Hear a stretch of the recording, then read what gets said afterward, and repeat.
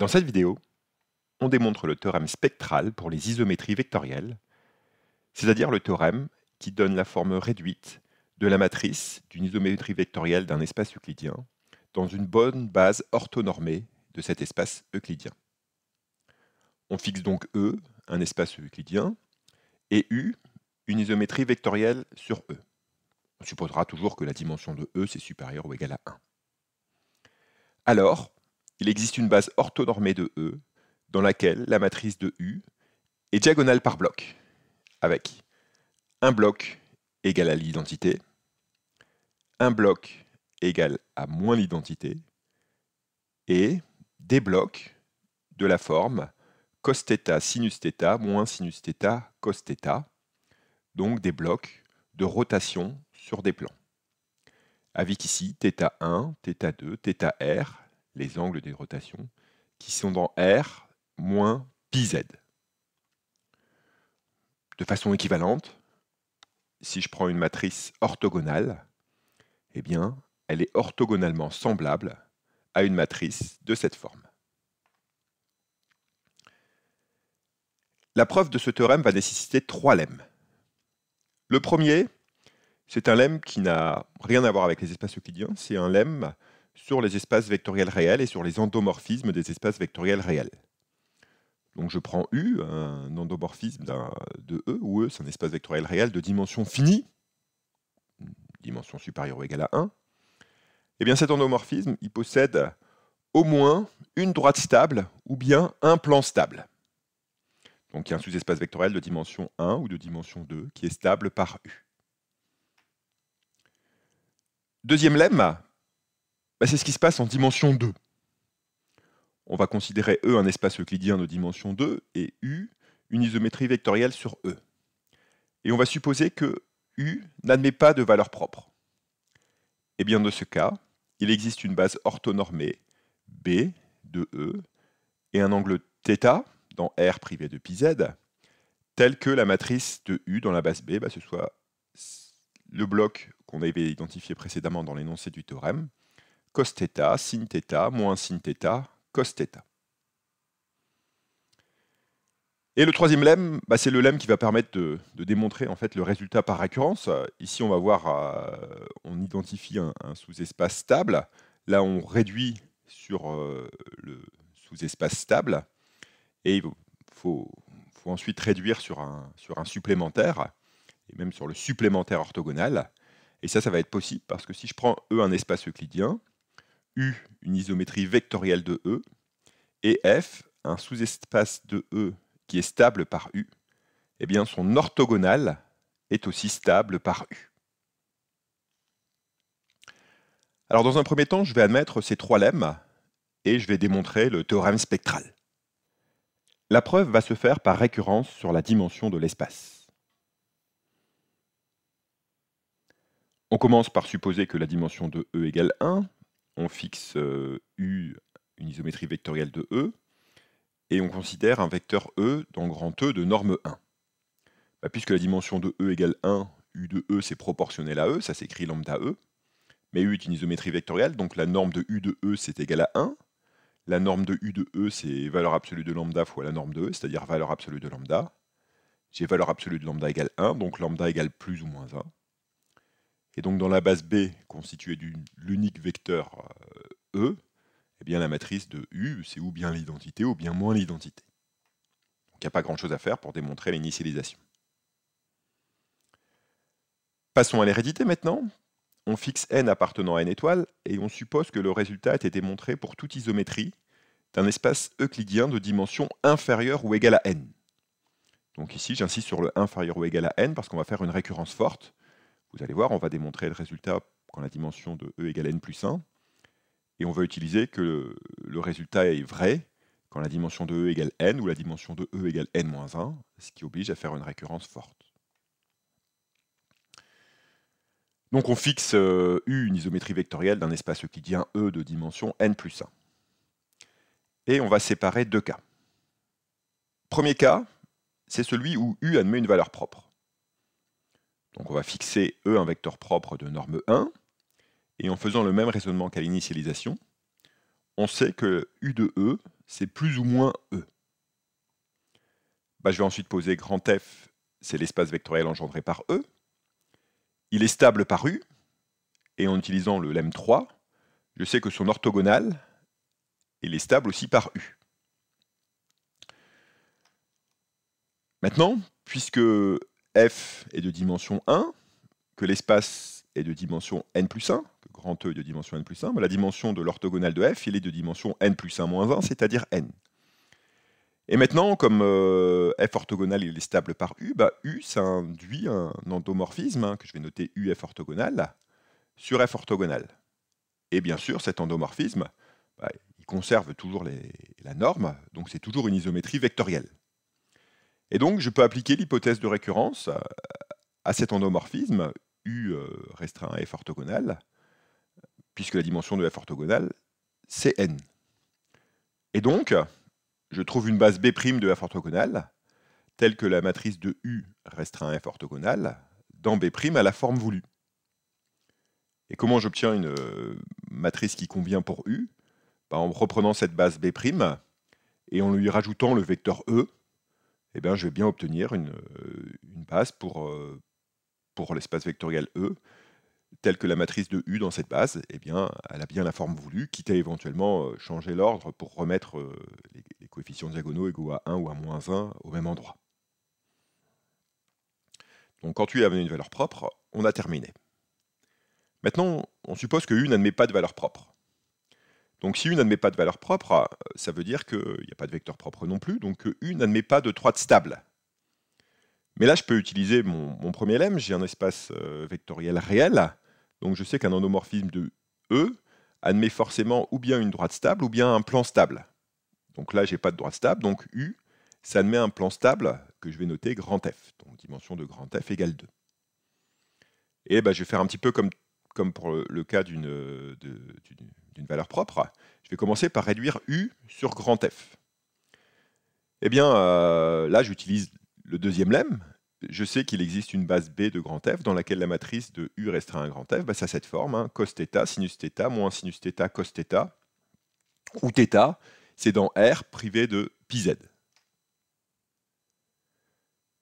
Maintenant, F est stable par U, F orthogonal est aussi stable par U, même raisonnement que tout à l'heure, et la dimension de F orthogonale, c'est n plus 1 moins la dimension de F, donc n plus 1 moins 2, donc n moins 1.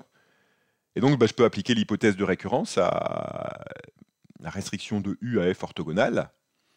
Et il existe une base B', telle que la matrice de U restreint à F orthogonale, dans B', elle a la forme voulue. Ici, c'est une base B' de F orthogonale.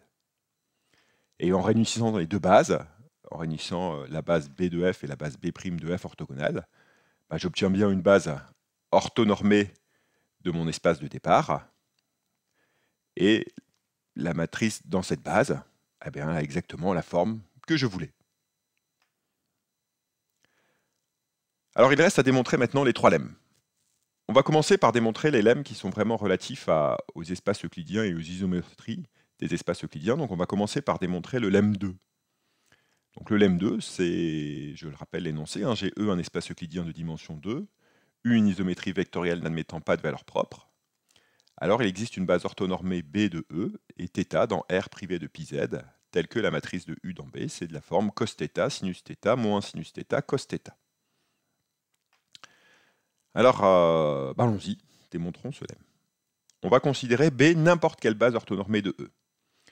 Et on va écrire la matrice de U dans la base B sous la forme ABCD. Comme B c'est une base orthonormée de E et que U c'est une isométrie vectorielle, cette matrice-là, c'est une matrice orthogonale. Donc ça veut dire que les vecteurs colonnes, ça forme une base orthonormée de R2. Donc en particulier, les vecteurs colonnes sont de norme 1 et ils sont orthogonaux. Alors je vais commencer par écrire qu'ils sont orthogonaux pour le produit scalaire canonique de R2. Ce que j'obtiens, c'est que AC plus BD, c'est égal à 0. Alors ça, je vais l'écrire un tout petit peu différemment. Je vais l'écrire sous la forme CA moins DB égale 0. Alors pourquoi je fais ça? Pour faire apparaître en fait un déterminant de deux vecteurs. En mettant un moins ici, je fais apparaître un déterminant de deux vecteurs. Et c'est le déterminant de ces deux vecteurs-là, du vecteur CD et du vecteur moins BA. Et ce que j'ai donc démontré, c'est que le déterminant de ces deux vecteurs, il est nul. Bah, si le déterminant de ces deux vecteurs est nul, c'est que ces deux vecteurs-là, la famille constituée par ces deux vecteurs-là est une famille liée.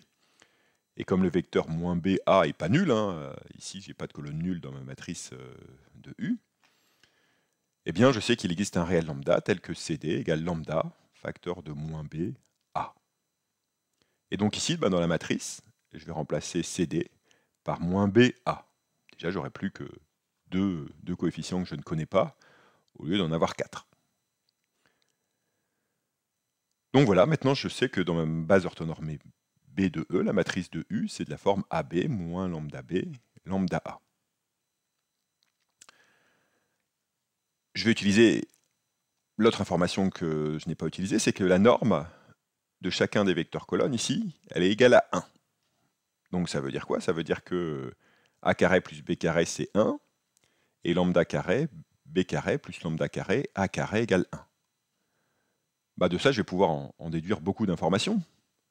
D'abord, je vais en déduire que lambda c'est plus ou moins 1. Parce qu'ici, je peux mettre lambda en facteur, ça fait lambda carré, facteur de A carré plus B carré égale 1, et comme A carré plus B carré égale 1, ça fait lambda carré égale 1, donc lambda égale plus ou moins 1. Et ensuite, du fait que je sais que A carré plus B carré égale 1, bah je sais qu'il existe un θ dans R, tel que A égale cos θ, et B égale sin θ. Alors, distinguons deux cas. Le premier cas, c'est le cas où lambda égale 1. Donc, dans ce cas-là, la matrice de U dans la base B, bah, c'est cos θ, sin θ, moins sin θ, cos θ. Bah, c'est exactement la matrice que je voulais avoir. Alors, simplement pour aller un petit peu plus loin, pour démontrer complètement le lemme, j'avais dit que θ devait être dans R privé de πz, et là pour l'instant j'ai juste θ dans R. Alors pourquoi θ est dans R privé de πz? Bah parce que si θ est congru à 0 modulo de π, eh bien la matrice de U dans la base B, bah c'est l'identité en fait. Ici ça fait 1, 1 et là ça fait 0. Et si θ est congru à π modulo de π, bah la matrice de U dans la base B, bah cette fois c'est moins l'identité. Et bah, c'est pas possible que la matrice de U dans la base B ce soit un multiple de l'identité, parce que j'ai fait comme hypothèse que U n'avait pas de valeur propre. Alors deuxième cas maintenant, le cas où lambda égale moins 1, donc bah, je vais noter A, la matrice de U dans la base B, et donc cette fois, là, cette forme-là, cos θ, sin θ, moins cos θ. Et en fait, à nouveau, je vais montrer que c'est pas possible, parce que j'ai fait l'hypothèse que U n'admettait pas de valeur propre. Et ici, si je regarde la matrice de U dans la base B, la matrice A, c'est une matrice symétrique réelle. Et donc, une matrice symétrique réelle, bah, on sait bien qu'elle est diagonalisable, et que donc U admet des valeurs propres. Alors, je vais le redémontrer ici dans ce cas facile. Je vais calculer le polynôme caractéristique de U, et on va voir qu'il est scindé, et donc ça va contredire que U n'admettait pas de valeur propre. Donc si je calcule le polynôme caractéristique de U, bah, je fais le déterminant de A moins x l'identité, donc ça fait cos θ moins x, facteur de moins cos θ moins x, moins sinus carré θ. Alors je développe, je vais avoir des x carrés. Des termes en x, je ne vais pas en avoir en fait, parce qu'ici, si je fais ça, j'ai moins cos θx en faisant ce produit-là, et là en faisant ce produit-là, j'ai plus cos θx, donc il se simplifie. Et j'ai encore un terme moins cos carré θ, et j'ai aussi un terme moins sinus carré θ. Donc j'obtiens x carré moins en facteur cos carré θ plus sinus carré θ. Ça fait x carré moins 1, et ça se factorise en x moins 1 facteur de x plus 1. Donc voilà, en fait ici, ma matrice A, ou mon endomorphisme U, a deux valeurs propres, qui sont 1 et moins 1. Et donc j'ai une contradiction avec l'hypothèse que j'avais faite au départ, c'était que U n'admettait pas de valeur propre.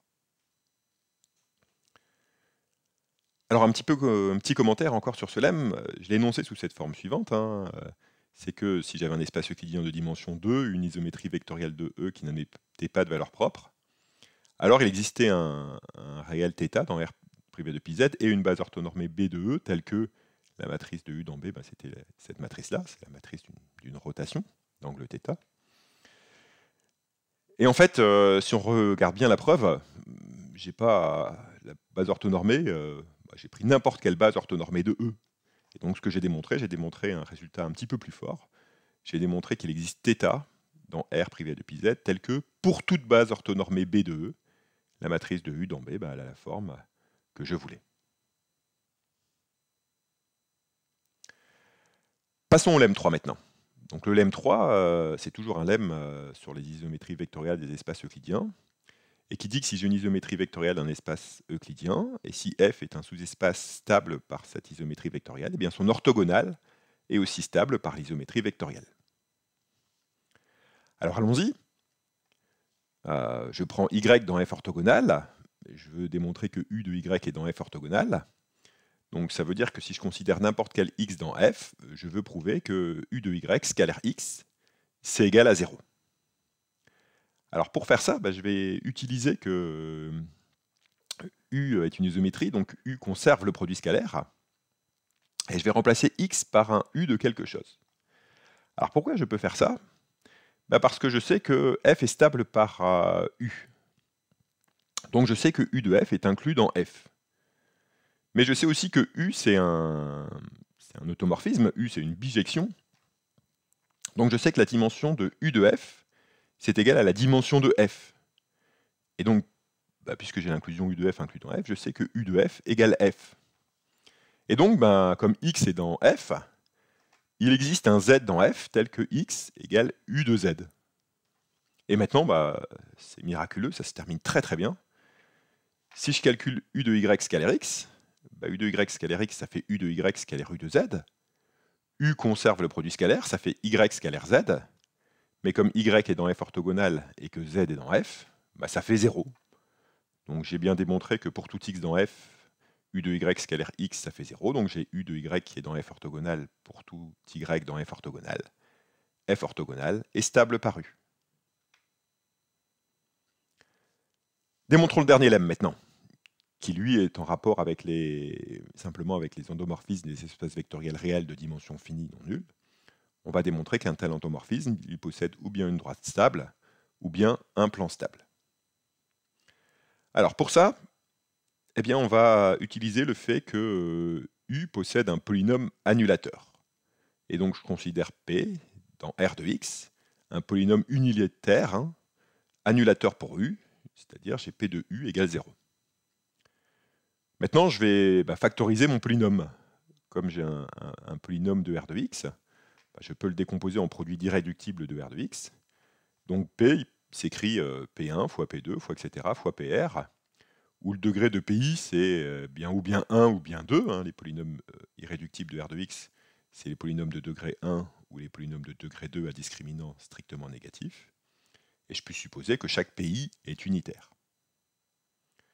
Donc maintenant, je vais regarder ce que ça veut dire que P de U égale 0. P de U égale 0, ça veut dire que donc, P1 PR appliqué en U égale 0, c'est-à-dire que P1 de U rond P2 de U, etc. rond PR de U égale 0. Donc ici, j'ai plein d'endomorphismes, dont la composée, c'est l'endomorphisme nul. Ces endomorphismes ne peuvent pas être tous injectifs, parce qu'une composée d'application injective, c'est injectif. Et là, c'est pas injectif, j'ai l'application nulle ici. Donc ici, j'ai un des PI de U qui n'est pas injectif. Donc par exemple, je peux supposer que c'est P1 de U qui n'est pas injectif.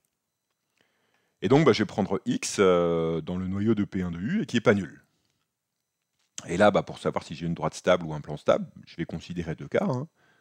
Le premier cas, c'est celui où P1 de X égale X plus A. Et bien alors, qu'est-ce que ça fait P1U appliqué en X? P1U appliqué en X, P1 de U, c'est U plus A l'identité. Donc P1U appliqué en X, c'est U de X plus AX. Et ça, je sais que ça fait 0, puisque X est dans le noyau de P1 de U. Ça revient à dire que U de X, c'est moins AX. Et donc, l'espace vectoriel engendré par X, c'est une droite stable par U. Maintenant, si P1 c'est de degré 2, donc j'écris P1 de X égale X carré plus AX plus B, et je fais la même chose, P1U appliqué en X, ça fait U carré en X plus AU de X plus BX, et ça fait 0. Donc ça veut dire que U carré de X, c'est moins AUX moins BX. Et donc ça m'entraîne que vecte de X, U de X, cet espace vectoriel-là, il est stable par U, puisque Bah oui, l'image de x, c'est dans vecte de x, u de x, et l'image de u de x, à part cette équation-là, c'est aussi dans vecte de x, u de x. Et ça, c'est au moins de dimension 1, puisque x est non nul, et c'est de dimension plus petite que 2.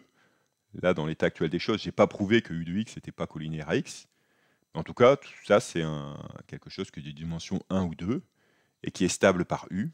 Et donc, j'ai bien trouvé même dans ce cas-là, le cas où le degré de P 1 est égal à 2, j'ai bien trouvé mon sous-espace vectoriel de dimension 1 ou 2, stable par U.